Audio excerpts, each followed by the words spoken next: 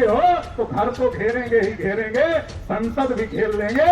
और जिस दिन इस देश का करोड़ों बहुजन संसद घेर लेगा तो जो अंदर है अंदर रह जाएंगे और जो बाहर है बाहर। 20 तारीख को भारत बंद करेंगे और तब भी नहीं मानोगे तो अंदर बाहर आना जाना बंद करेंगे। तो मोदी विकास विकास विकास विकास विकास विकास, जितना विकास की बात नरेंद्र मोदी करते हैं उतना विकास की बात कोई और नहीं करता। SC/ST पर भी क्रिमिनल लगा दिया जाए जो कि संविधान में कहीं नहीं है, असंवैधानिक है, तो भी नरेंद्र मोदी जी बड़े पैमाने पर किया जा रहा है। रोज का रोज पब्लिक सेक्टर गवर्नमेंट सेक्टर बेचा जा रहा है और विकास की आंदोलन रोकना होता है तो अंग्रेजों का कानून लाकर सामने थी। अरे भाई अमित शाह जी, एक बार ये भी तो गिनती कर लो, कम से कम हम आपका नाम लेकर बताएंगे कि नरेंद्र मोदी ने गिनती किया था, अमित शाह ने गिनती किया था। कांग्रेस बीजेपी मिले हुए आधा आधा बांटने का काम कर रहे हैं। थोड़ा तुम ले लो, थोड़ा हम ले लें और हम दोनों मिलकर राज्य की जितनी संख्या उसको उतना हिस्सा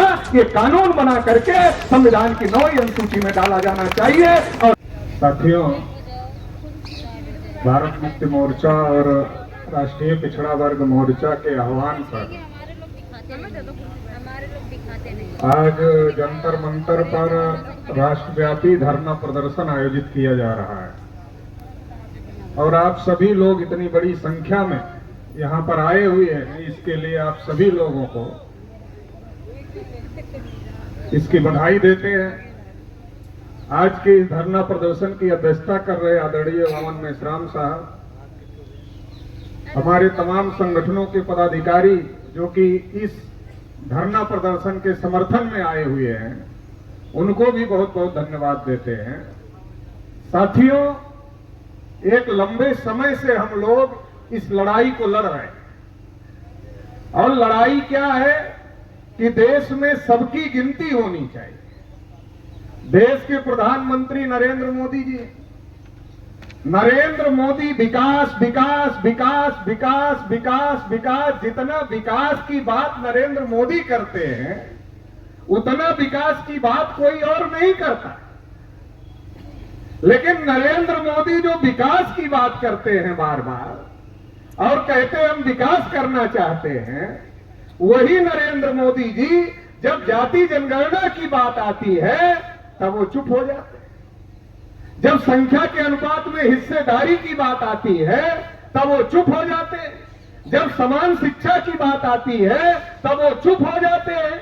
जब इस देश में ओबीसी SC/ST को विकास के लिए पर्याप्त मात्रा में बजट की बात आती है तब वो चुप हो जाते हैं। जब ओबीसी से क्रीमी लेयर हटाने की बात आती है तो वो चुप हो जाते हैं। और जब सुप्रीम कोर्ट ये कहता है, टिप्पणी करता है कि SC/ST पर भी क्रीमी लेयर लगा दिया जाए जो कि संविधान में कहीं नहीं है, असंवैधानिक है, तो भी नरेंद्र मोदी जी चुप हो जाते हैं।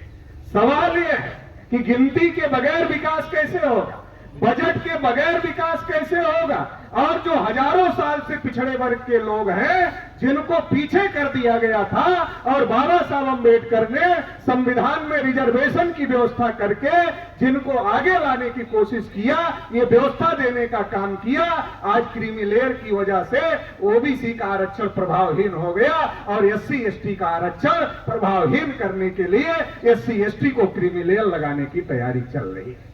निजीकरण बड़े पैमाने पर किया जा रहा है। रोज का रोज पब्लिक सेक्टर गवर्नमेंट सेक्टर बेचा जा रहा है और विकास की बात, देश को आगे ले जाने की बात हो रही है। तो हमें तो समझने की जरूरत है। एक और बात बहुत ज्यादा देश में हो रही है कि ये कानून अंग्रेजों का है, इसको बदल देंगे, ये कानून अंग्रेजों का है, इसको बदल देंगे, ये भी कानून अंग्रेजों का है, इसको बदल देंगे। अरे हम तो नरेंद्र मोदी जी से और अमित शाह जी से कहना चाहते हैं कि अरे भाई, आपको अंग्रेजों से बहुत चिढ़ है तो हमको कोई हमदर्दी नहीं है, हमारे भाई बंधु अंग्रेज नहीं थे, आप अंग्रेजों का कानून बदलना चाहते हो, हमें दिक्कत नहीं है। लेकिन जब हमारा आंदोलन रोकना होता है तो अंग्रेजों का कानून लाकर सामने कर दिया जाता है।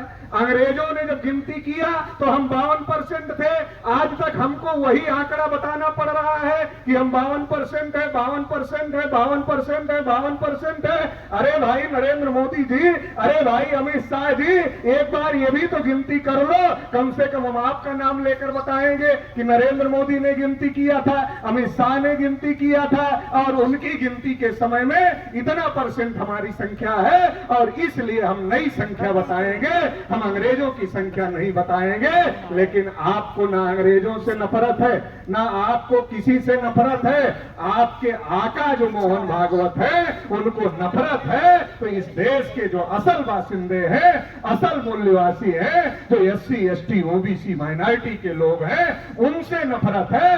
और आप उनको हक अधिकार देना नहीं चाहते, उनके हक अधिकार पर डाका डालना चाहते हैं। और ये बार बार बार बार बार बार हो, लंबे समय से किसान लड़ाई लड़ रहे हैं कि हमें MSP गारंटी मिलना चाहिए, MSP गारंटी मिलना चाहिए, MSP गारंटी मिलना चाहिए। नरेंद्र मोदी 2014 में आए तो कहा था कि किसानों की इनकम दोगुना कर देंगे। हो गई क्या?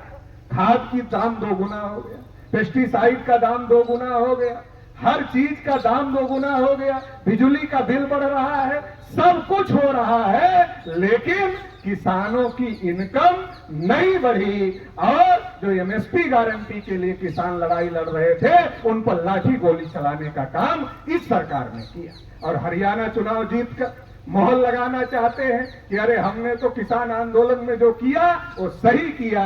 लेकिन मेश्राम साहब लंबे समय से EVM का मुद्दा उठा रहे हैं। ये कांग्रेस बीजेपी मिले हुए हैं, आधा आधा बांटने का काम कर रहे हैं। थोड़ा तुम ले लो, थोड़ा हम ले लें, और हम दोनों मिलकर राज करते हैं। ये काम चल रहा है। अभी हमारे कुछ साथी बोल रहे थे कि राहुल गांधी भी बोल रहे हैं जाति जनगणना होनी चाहिए। अरे नरेंद्र मोदी ने भी तो बोला था किसानों की इनकम 2 गुना करेंगे, काला धन वापस लाएंगे, हर आदमी के खाते में 15-15 लाख डाले थे।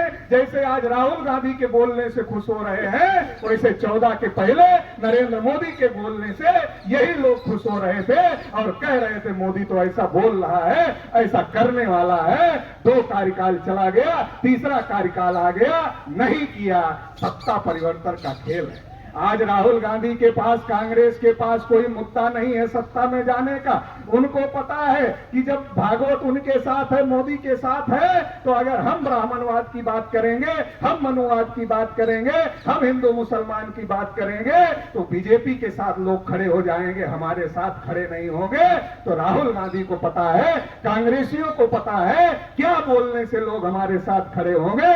उनको पता है इस देश में वामन मेश्राम साहब के नेतृत्व में बहुत बड़ा बहुजन मूवमेंट चल रहा है, जो ये जागृत कर रहा है कि देश में जिसकी जितनी संख्या उसका उतना हिस्सा मिलना चाहिए, देश में सबकी गिनती होनी चाहिए, सबके साथ न्याय होना चाहिए। तो इसलिए अब उनको लगता है अगर हम संविधान की बात करेंगे, अगर हम आरक्षण की बात करेंगे, अगर हम जाति जनगणना की बात करेंगे, अगर हम सबकी हिस्सेदारी की बात करेंगे, तो ये तो हमारे पीछे चले आएंगे, ये हमारे पीछे चले आएंगे, तो हम सरकार बना लेंगे। और जब हम सरकार बना लेंगे तो सरकार बनाने के बाद में जैसे मोदी ने कुछ नहीं किया वैसे हम भी कुछ नहीं करेंगे। तो ये मामला चलता रहेगा।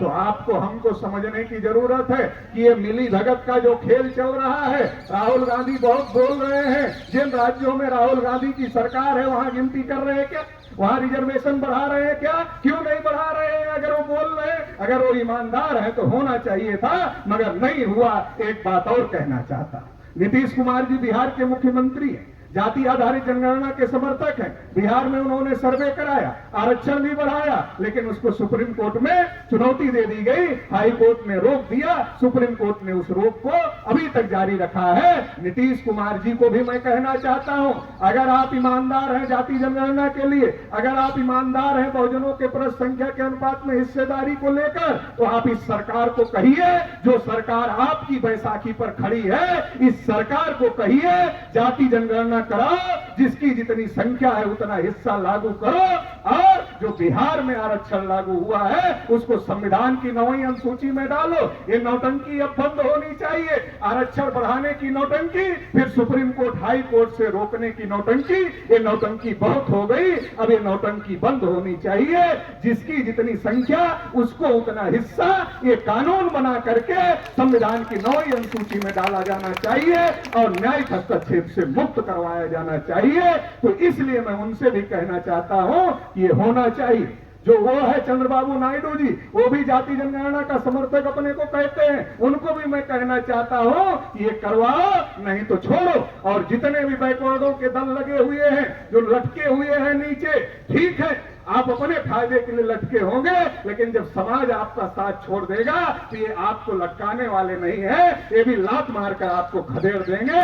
ये समाज का मुद्दा है, इसलिए जग जाओ, या तो इनसे करवा लो और या तो इनका साथ छोड़ दो, सरकार गिरा दो और अपनी सरकार बनाकर जाति जनगणना संख्या के अनुपात में हिस्सेदारी कर दो। और अगर ऐसा नहीं करते हो तो घर को घेरेंगे ही घेरेंगे, संसद भी घेर लेंगे।